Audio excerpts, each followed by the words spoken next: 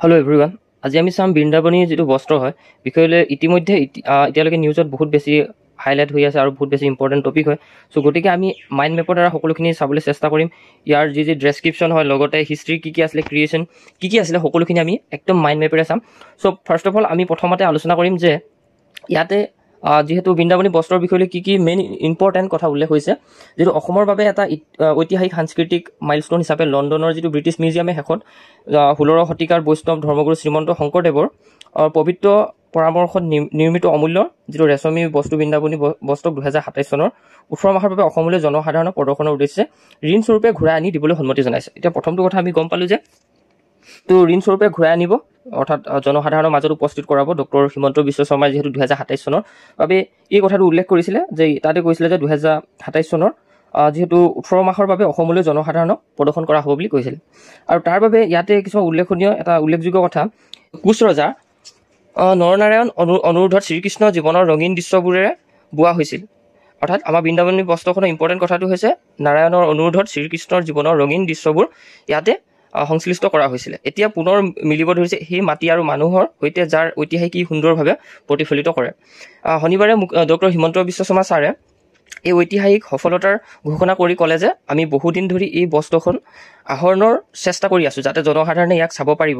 এতিয়া ব্ৰিটিছ মিউজিয়ামে ইয়াক প্ৰদৰ্শনৰ বাবে ঋণ স্বৰূপে দিবলৈ সন্মতি জনাইছে। মিউজিয়ামৰ কঠোৰ চৰ্তবোৰ মানি চলাৰ বাবে JSW গ্ৰুপে নিজৰ CSR ইনিচিয়েটিভৰ অংশ হিচাপে অসমত এটা আধুনিকতম যাদুঘৰ নিৰ্মাণ কৰিবলৈ আগবাঢ়ি আহিছে। গতিকে মুখ্যমন্ত্ৰী শৰ্মাই ক'লে, ইতিমধ্যে আমি এই উদ্দেশ্যে তেওঁলোকক ভূমি মঞ্জুৰ কৰি দিছোঁ আৰু বহুদিনৰ পাছত আমি আমাৰ সপোন এই অমূল্য বস্ত্ৰখন অসমলৈ আনি জনসাধাৰণৰ আগত উন্মুক্ত কৰাৰ লক্ষ্যৰে আগবাঢ়ি গৈ আছোঁ। গতিকে এইটো এটা বহুত ভাল কথা, যিহেতু বৃন্দাবনী বস্ত্ৰৰ বিষয়লৈ আমি এইখিনি কথা গম পালোঁ নিউজত কি চলি আছিলে।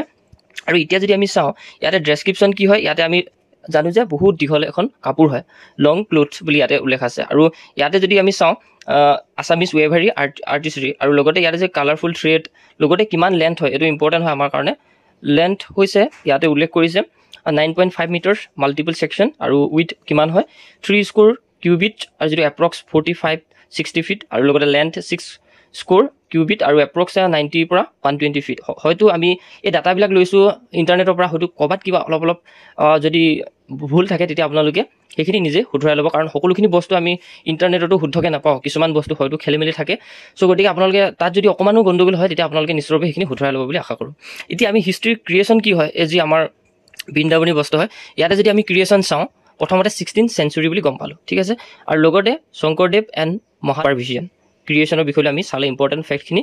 আৰু পাটৰ কাপোৰ ফেব্ৰিক হয় চিল্ক, অৰ্থাৎ এই ক্ৰিয়েশ্যনটো কিহৰ হয়, বৃন্দাবনী বস্ত্ৰ পাট কাপোৰ, অৰ্থাৎ পাটৰ কাপোৰ ফেব্ৰিক চিল্কৰ হয়। আৰু ইয়াতে ভাগৱত কৃষ্ণৰ চাইল্ডহুড ষ্টৰিবিলাক, যিবিলাক ভগৱান শ্ৰীকৃষ্ণৰ যিবিলাক তেওঁৰ জীৱনৰ সকলোখিনি বিষয়লৈ, চাইল্ডহুডৰ ল'ৰালিকালৰ বিষয়লৈ সকলোখিনি সেই বস্ত্ৰখনতে দেখা পোৱা যায়। গতিকে ইয়াতে কমিশ্যন বাই কোচ কিং নৰনাৰায়ণ, আৰু লগতে ৱেভেন বাই যিটো বৰপেটা তাঁতিকুচি ৱেভাৰ, আৰু লিড বাই গোপাল আটা, আৰু লগতে ইয়াত 20 models at 60 weavers. Special large house built for weaving, woven between 1567 পৰা 1569 ভিতৰৰ হয়। আৰু লগতে ইয়াতে যদি জাৰ্ণিৰ বিষয়লৈ আমি ইয়াতে নাচাওঁ, যি ইম্পৰ্টেণ্ট হয় সেইখিনি বিষয়লৈ চোৱাটো ভাল হ'ব। আৰু প্লেনিংটো কি হয়, ইয়াতে গোপাল আটা, মথুৰা দাস বুঢ়া আটা এজ চিফ ৱেভাৰ, আৰু মুখ্য হিচাপে কোন আছিলে তেতিয়াহ'লে চিফ ৱেভাৰ গোপাল আটা, মথুৰা দাস বুঢ়া আটা।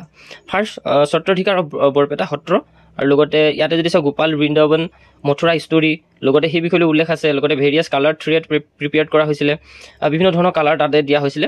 প্লেণ্ড ইন 13 ছেকশ্যন ইনস্পায়াৰ্ড বাই বৃন্দাবন।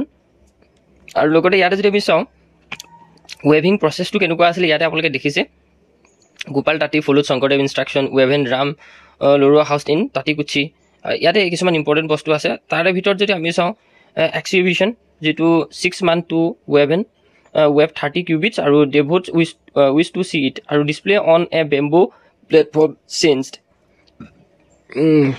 আৰু লগতে আৰু এটা ইম্পৰ্টেণ্ট আমাৰ কাৰণে কি হয়, যিটো আমাৰ জাৰ্ণি হয় এণ্ড লোকেশ্যন, এতিয়া বৰ্তমান ক'ত আছে সেই বিষয়টো জনাটো উচিত।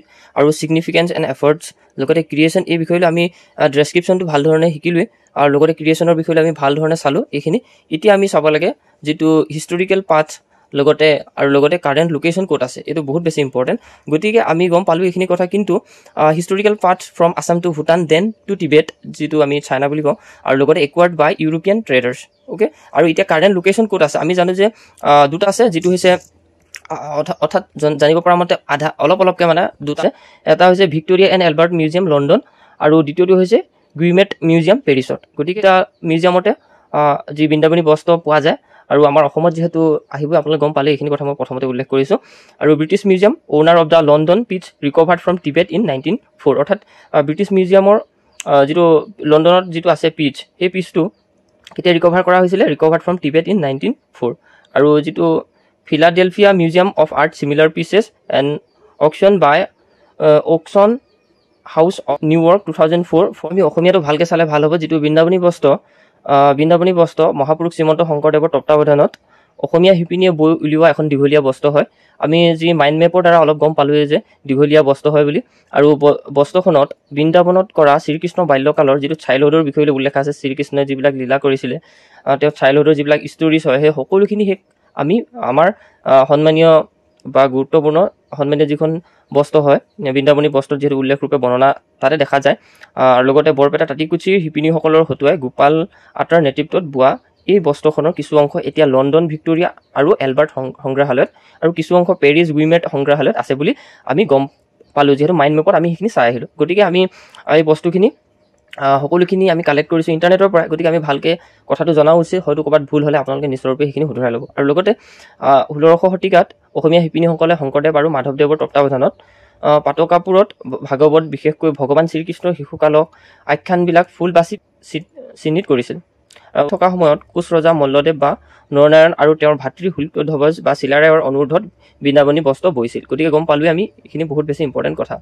আৰু সেই সময়ত শংকৰদেৱ পাটবাউসীত আছিল, আৰু বৰপেটাৰ তাঁতিকুছি নামে ঠাইৰ শিপিনীসকলৰ মাধ্যমেৰে এই কাম কৰিবলৈ মনস্থ কৰি মাধৱদেৱৰ সৈতে আলোচ কৰে আৰু গোপাল আটাক মুখ্য তাঁতী নিযুক্তি কৰে। গতিকে মুখ্য তাঁতী হিচাপে চিফ বুলি গম পালোঁ ৱেভৰ, গতিকে গোপাল আটা। গতিকে এইটোৱে আছিলে আমাৰ বহুত বেছি ইম্পৰ্টেণ্ট কথাখিনি, এক্সাম পইণ্ট অফ ভিউৰ পৰা বহুত বেছি ইম্পৰ্টেণ্ট। আৰু এটা এই বস্ত্ৰ 1567 পৰা 1569 চনৰ ভিতৰত বৈ উলিওৱা হৈছিলে। ইম্পৰ্টেণ্ট টাইম ৰেঞ্জটো আমি চাব লাগে। তাৰপিছত বিভিন্ন কাৰণত ভূটান হৈ তিব্বত পাইগৈ, তিব্বত মানে চাইনা পাইগৈ, আৰু তাৰ পৰা ইউৰোপীয় ব্যৱসায়ীসকল, যিটো আমি এতিয়া অলপ আগতে শিকি আহিলোঁ যে ইউৰোপিয়ান ট্ৰেডাৰ বুলি দেখি আহিছিলোঁ, এই বস্ত্ৰ উদ্ধাৰ কৰি ইউৰোপলৈ লৈ আনে। অৰ্থাৎ ইউৰোপিয়ান ট্ৰেডাৰসকলে কি কৰে, তেওঁলোকে এই বস্ত্ৰখন উদ্ধাৰ কৰি ইউৰোপলৈ লৈ আনে। বৰ্তমান সময়ত এই বস্ত্ৰ লণ্ডনৰ ভিক্টৰিয়া এলবাৰ্ট সংগ্ৰহালয় আৰু পেৰিছৰ গুইমেট সংগ্ৰহালয় তত্বাৱধানত আছে, যি মাননীয় হিমন্ত বিশ্ব শৰ্মা ছাৰে এই আনিব বুলি কৈছে, যিহেতু আমাৰ অসমৰ বাবে। গতিকে এইটো এটা বহুত বেছি উল্লেখনীয় কথা। আৰু ইয়াতে কৈছে কোনো মতে বৃন্দাবনী বস্ত্ৰৰ টুকুৰা এটা 1904 চন মানত লণ্ডনত টাইমছ কাকতৰ এজন সাংবাদিকে সংগ্ৰহ কৰি সংগ্ৰহালয়ত দান কৰে আৰু নিলাম কৰিছিলে, উল্লেখ কৰি দিছে। এনেধৰণৰ পাটৰ কাপোৰ বৈ উলিওৱা শিল্পকৰ্ম অসম আৰু ইয়াৰ দাঁতি কাষৰীয়া অঞ্চলৰ 1715 চনত মানলৈকে তৈয়াৰ কৰা হৈছিলে। গতিকে গম পালোঁ বৰ্তমান ব্ৰিটিছ মিউজিয়ামৰ মালিকীস্বত্বৰ অধীনত থকা এই বস্ত্ৰ 1904 চনত তিব্বতৰ পৰা উদ্ধাৰ কৰা হৈছিল বুলি। গতিকে যিখিনি ইম্পৰ্টেণ্ট বস্তু আছিলে আমি সেইখিনি চালোঁ, আৰু ইয়াতে উল্লেখ কৰি দিছে সকলোখিনি কথা, যিখিনি ইম্পৰ্টেণ্ট ফেক্ট হয়। গতিকে আপোনালোকে যিখিনি ইম্পৰ্টেণ্ট ফেক্ট হয় নোট কৰি ল'ব। আৰু মাইণ্ড মেপ যদি PDF লাগে, আমাৰ জব এডুকেশ্যন এটা গ্ৰুপ আছে, তাত আপোনালোকে জইন হ'ব। আৰু লগতে JEE কাৰণে যদি প্ৰিপেৰেশ্যন কৰি আছে, তাৰ বাবে আমাৰ বহুত বেছি ইম্পৰ্টেণ্ট হয় এই কথাখিনি জনাটো। আৰু লগতে আমাৰ মুক টেষ্ট এটা আছে, মুক টেষ্টটো বহুত বেছি ইম্পৰ্টেণ্ট। আপোনালোকে যদি ভাল পাইছে গতিকে ল'ব পাৰে, আৰু আপোনালোকে কমেণ্ট ছেকশ্যনত নিশ্চয়ৰূপে জনাব।